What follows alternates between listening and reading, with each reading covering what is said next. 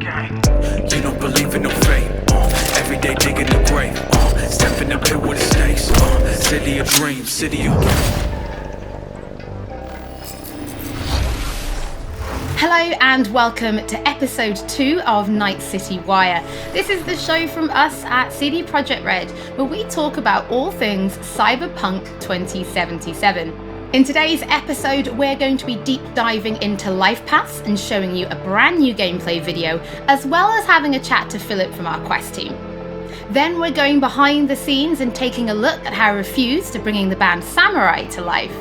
And then we're showing you another new gameplay video and having a chat to Pavel, our senior gameplay designer, about just some of the tools of destruction that will be at your disposal in Night City. So let's get started. Street Kid, Nomad, or Corpo? Which will you pick first?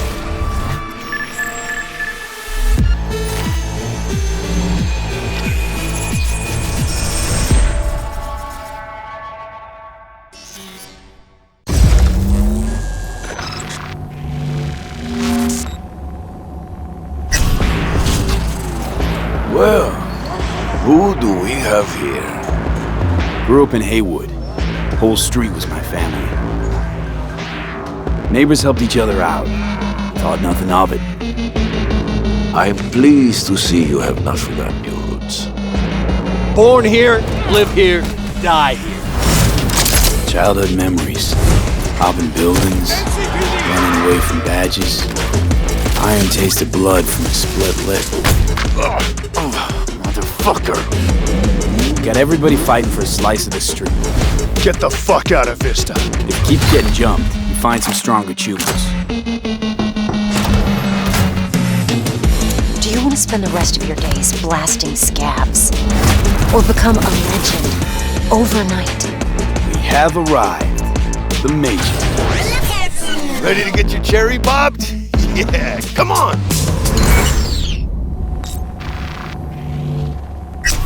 My childhood? Let's see. Racing my bobber for the first time through the hills.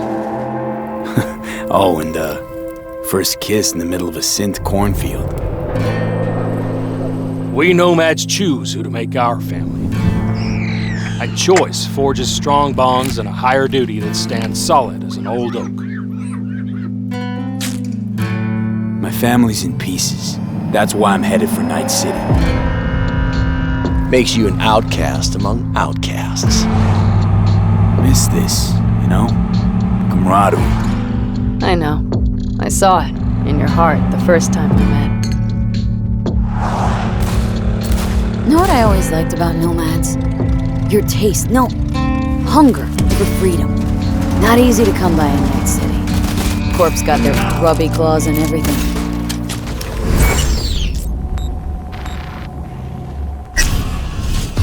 I have those reports you asked for. They were supposed to be ready yesterday.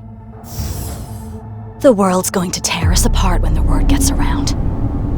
The world's never going to find out. If I go down, you're going down with me! No! I'm not fucking joking! This isn't a request, V. But no way you're fucked, right? You're the one who fixes other people's shit. If you work in Arasaka counter intel, you're always fucked. Today, they got you to zero somebody. Tomorrow, they'll get somebody else to zero you. What's the rules, Jack? Want to be top? Gotta have some skin in the game. Yeah, but you're not on top. Saburo Arasaka is. And you're the pendejo who keeps him there. Work for yourself, live for yourself. That's the only way.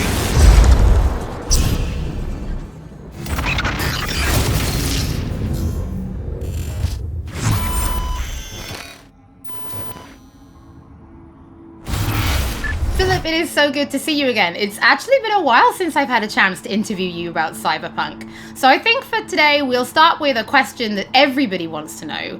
How does the path you pick affect your time in Night City? It actually affects your time quite a lot throughout the whole game, but let's start at the beginning, because basically our game has 3 different starts depending on your life path. As an example, if you choose the Street Kid life path, you have lived most of your time in Night City. you know the streets, you know the gangs, you know the slang, you kind of know what's going on in the, let's say, lower life aspects of the city, which can of course give you lots of good opportunities also later on in the game. But if you start as a nomad, you actually used to be part of a nomad clan and a nomad family, because nomads that roam the deserts around Night City, that we call the Badlands, actually value their family above anything. But for one reason or another, you actually left that family behind, and now the beginning of the game for you will actually be how to get into Night City and how to make a new life there. Then you can also choose to actually be a corpo and choose the corporate life path. And that basically means that you're not at home in the streets of Night City or in the deserts of the Badlands, but actually inside a boardroom, because you rose the corporate ladder of the Arasaka Corporation, which basically gives you the ability to sometimes, read between the lines, read people when they're trying to do business, which of course can give you many nice opportunities later on.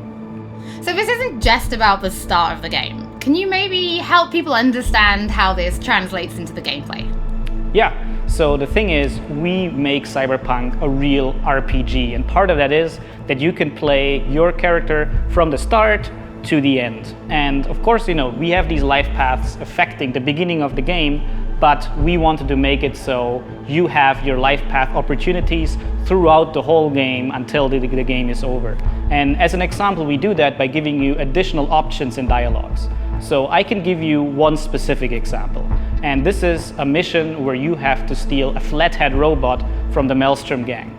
Basically, those Maelstromers stole that flathead before from a corporate transport. And the owner of that corporate transport, Meredith Stout, wants you to do something else. And this is an optional objective. And even within that objective, we want to give you some options. So as an example, if you have a corporate life path, you basically know what Meredith Stout is really about. You can read between the lines and you can get some additional options that maybe actually later enable you to do a completely different thing with the Maelstrom gang. And if you're a nomad, you know exactly some more details about how these Maelstromers would have even been able to steal a robot like that from Meredith Stout, who's part of the very powerful Militech Corporation. As a street kid, we as an example don't give you a specific new dialogue option in that dialogue, because as a street kid, you do not have a lot of experience dealing with higher up people like Meredith Stout. But we want to give you additional options that fit your life path very well. So later when you actually talk to the Maelstrom gang, one member of the gang offers you some illegal substance, but as a street kid, you actually know what this is about. You can talk some shop with him, and that might actually make that character like you a little bit more. So Philip, I do have a couple of extra questions for you based on the video we just saw. And the first is about nomads. So the nomad life path, this starts in a place called the Badlands. Is this somewhere you get to visit even if you don't pick nomad to start with? Yes, absolutely. So the thing is, Night City is surrounded by this huge landscape that we call the Badlands. And you can go there whenever you want. So as an example, if you actually do play the nomad life path at the start and you are in the Badlands, you can even see Night City on the horizon. And we want to give you the option later in the game, if you want, you can just take your car and drive out of the city. You can go there whenever you want. The thing is, you might not want to, because the Badlands can be a pretty dangerous place at first, because time has not been very kind to the Badlands. There have been many wars in the past, there's global warming, so most people that do live out there don't really have another choice about it, or are nomads that love this life and are all about it and are very battle-hardened. We of course also want to tell their stories, because we want to tell many different stories throughout the cyberpunk genre, which means that you will also find missions that lead you out in the Badlands or where you deal with the people living there. So Philip, can you tell us a little bit more about the character Padre? He's the guy we see giving his business card to Street Kid V in the video. Who is this man? Yeah, so Padre is actually one of the fixers in Night City. And fixers are people that work as intermediaries. So if someone who has a lot of money needs a problem solved, they go to a fixer. And a fixer then finds people who can solve that problem. And these people are people like you, V, cyberpunks. Fixers are very territorial. So Padre specifically works from Haywood, which is where you as a street kid grew up in, so you already know him. You might have already seen another one of our fixers who is called Dexter Deshawn, and he works in a different part of the city. So specifically Padre, you might know him as a street kid, But even if you played other Lifepaths, you might sooner or later meet him because he's operating in Haywood, which is a pretty big place with many good jobs. So if you want to make some cash there, you will sooner or later deal with Padre. Philip, thank you so much for joining us. Now, on my first playthrough, pretty sure I'm going to be picking Nomad, but for those watching, we would love to know what you'll be picking, so have a think about it and send us a tweet. Don't forget that later in this episode, we're going to be showing you another new gameplay video and having a chat to Pavel, our senior gameplay designer, about just some of the tools of destruction that will be at your disposal in Night City. But before that, let's talk about music, because music plays a huge part in bringing Night City to life. Now, in future episodes, we're going to talk about things like radio stations and even the original score. But today, we're going to take a look behind the scenes at how Refused to bringing Johnny Silverhand's band, Samurai, to life. I wouldn't write these lyrics for myself.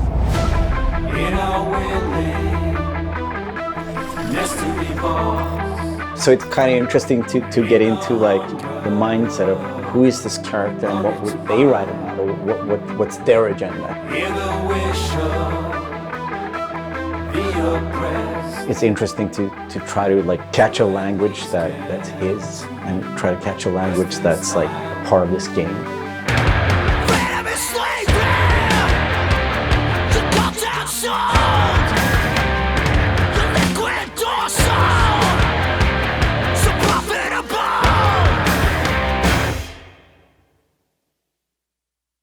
There is a reason why we're here.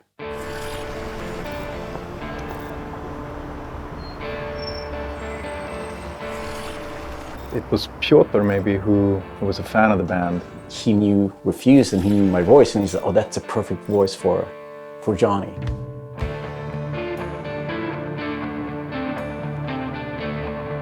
And that they wanted, I guess, a sound that was a bit contemporary from when Johnny's supposed to have had the band, because he's sort of like an anti-establishment kind of guy. Gonna drag a corporal rat on stage, make him kneel, douse him with gas, and light him up. So of course there are things that you can relate to, and like just like this outcast and this rebel that's fighting against like the corporals, and that's definitely something that's been a part of my life and a part of Refused life. We came out of the punk rock scene of northern Sweden. He's like the future version of us, you know?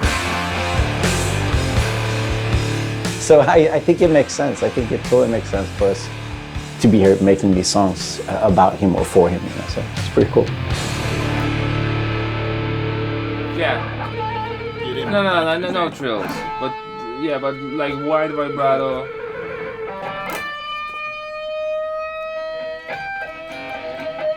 And then, I mean, just sort of build, yeah, slowly build sort of intensity. We don't have a different mode than just going all in. So we really worked on these songs, trying to make them as good as possible. But then they're not actually our songs. It's interesting as a musician to play another musician, because that's essentially what we're doing. I mean, we're not here as Refused, we're here as Samurai. And I'm here with Johnny Silverhand, you know? So it's like the voice we're representing here is someone else. We'll never fade away! It's been a mind fuck.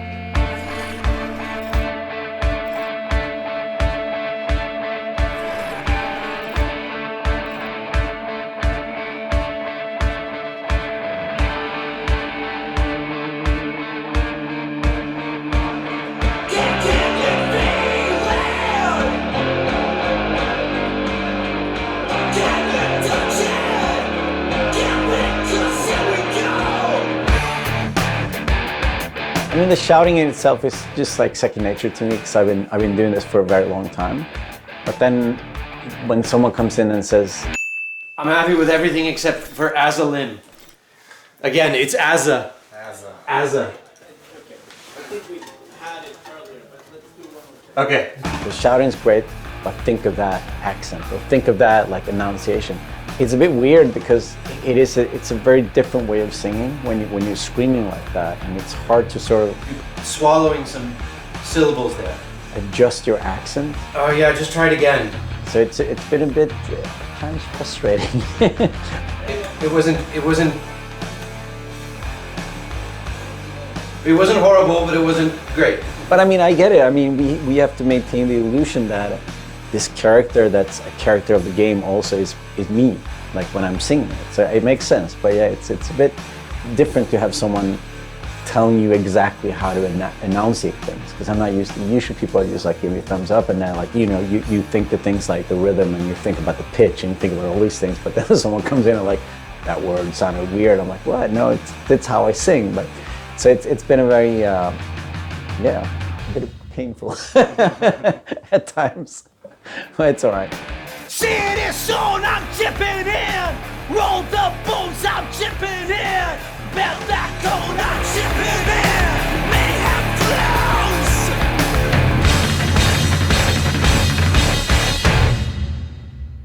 flows. It's a very interesting thing to be part of. As a person that's not a gamer, I don't think I fully understand the impact that this might have.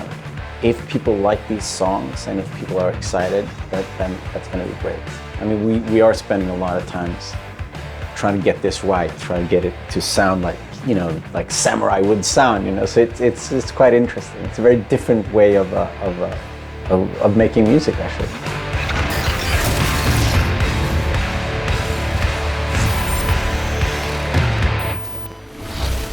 You can already find 3 Samurai tracks available on streaming services: Chippin' In, Never Fade Away, and The Ballad of Buck Ravers. But we're excited to announce a 4th new song called A Like Supreme, which is coming to streaming services today. That means you can check it out once the show is over. Don't forget that if you're tuning in late, or if you just want to watch anything again, we will be uploading everything to our channel soon.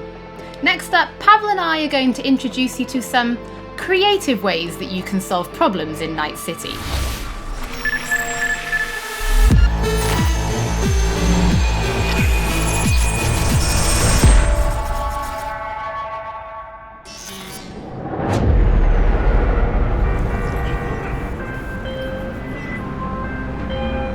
Hey V, I have a job for you.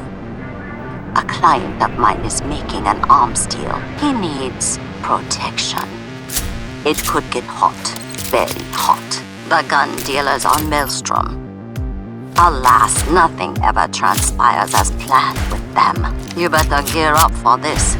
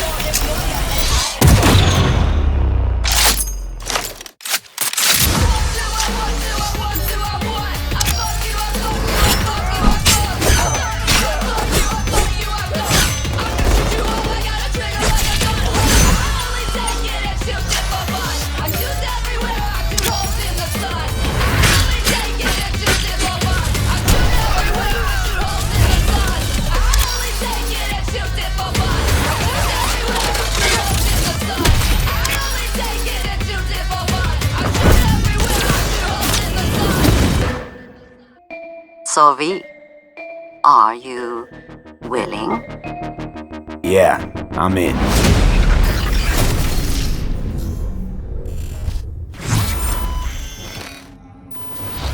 Pavel, thank you so much for joining me. Now, there was an awful lot in that video, right? Because it's more than just guns.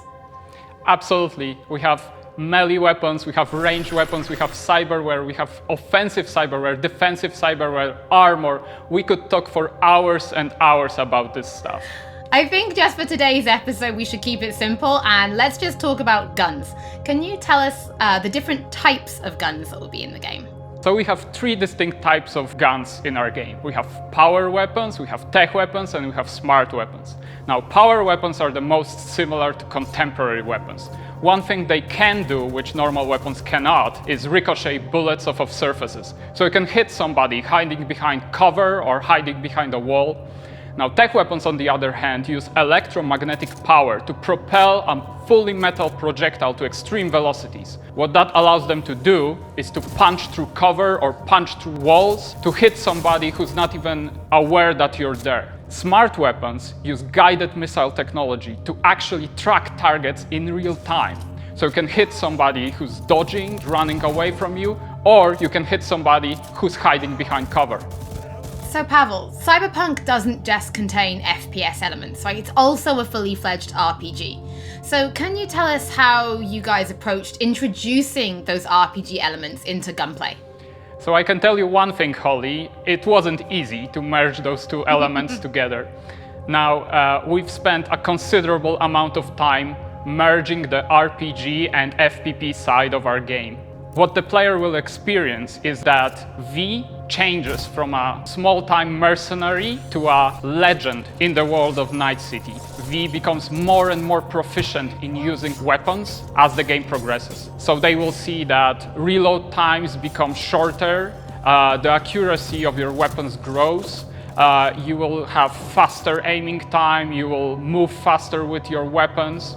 Everything becomes more in your control, and that gives you more opportunities to defeat the biggest encounters that we've designed for you. So I have prepared a few extra questions for you, Pavel, if you're feeling up to it. Of course. Okay, well the first is going to be, how do you find more weapons in Night City? Like, where will players be looking for them? So I expect the players to look everywhere for new and exciting weapons. You can, of course, buy weapons at vendor shops, and they will house an entire catalog of weaponry that you can get. However, the best weapons that you can find will be taken from enemies or loot caches that we have everywhere in Night City. The weapons rarities range from common through uncommon up to rare and then legendary. And as they go in rarity, they actually climb in power. However, legendary weapons are very specific in such a way that they possess unique abilities that you will find on no other weapons in the game. The players will actually need to make some tough choices to find some legendary weapons, because maybe they need to choose whether to kill a person who holds the legendary weapons that they want, or to spare them because they like them as a character. So next question, let's talk about weapon modifications. What mods can people give to their weapons in Night City? So we have two types of modifications in the game. One of them would be modifications that we call attachments. So these would be scopes and silencers, and you can see them actually being attached to your weapon as you're playing the game. They give you statistics advantage, and they give you more opportunities in gameplay. The other part of mods would be software mods. Now, these are basically small chips that you install in your weapon, and they actually change the statistics of the gun. They can give you damage, they can give you accuracy, or they can give you more fire rate. Some of those mods actually change the gunplay on a more fundamental level, so they can give you non-lethal rounds, biochemical rounds, to tear through that armor even faster. So I suppose for my final question, why don't you tell us about your favorite weapon then? Which is your favorite weapon so far in Night City? Oh, there are so many weapons that it's hard to choose just one, but I can mention some manufacturers with their weapons that I absolutely adore. The first manufacturer would be Tsunami Defense Systems, who produces the sniper rifle Nekomata. That's a tech sniper rifle. That means that it can pierce through walls, so you can actually hit somebody who's hiding behind cover or who doesn't even know you're there. Of course, I also like a close quarters approach, and what that needs is a shotgun. One of the shotguns that we have in the game is Budget Arms Carnage. Now, that thing is cast from pure steel, and it weighs a ton. However, you can cut a person clean in half with it. Another shotgun that I absolutely love, it's for a more refined approach, I would say, is a smart shotgun, Kangtao Zhuo. That thing has 8 barrels, and that means it can track 8 targets independently. Now, killing an entire room was never simpler. Pavel, thank you so much for joining me. Thank you for having me. I'm actually pretty interested to see what kind of weapons people discover when they play Cyberpunk for themselves. Before we end episode 2, this is a reminder that those who wish to dive deeper into the lore can now pick up The World of Cyberpunk 2077. This is a brand new book created in collaboration with Dark Horse Books that will give you an extensive look at what makes Night City tick before jumping into the game this November. That is it for today's episode. Thank you so much for joining us. Don't forget that if you've missed anything or if you just want to watch again, we will be uploading everything to our channels shortly. Thank you so much for tuning in, and we'll be back with Night City Wire Episode 3 soon.